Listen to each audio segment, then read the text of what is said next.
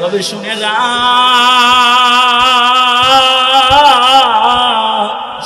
আমার নবীর মায়া, নবীর চেহারার মতো চেহারা পৃথিবীতে আর হতে পারে না, এটা শুনেছি। আজকে আমি পরীক্ষা করব বাস্তবে কি আমার নবী সব চাইতে সুন্দর কিনা, এটা আমি দেখব। এই জন্য আনাস রে যা, নবী মোহাম্মদ রে খাবারের জন্য বলবি, ইশারের পরে যেন আসে, দিনে যেন না আসে। আনাস তোর এক দূরে মোহাম্মদ আরবির কাছে চলে গেছে।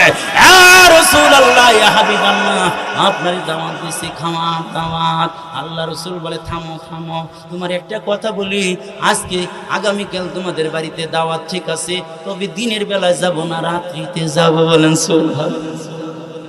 আমার জেগে বলে, আমার মা বলেছে রাত্রিতে আসার জন্য।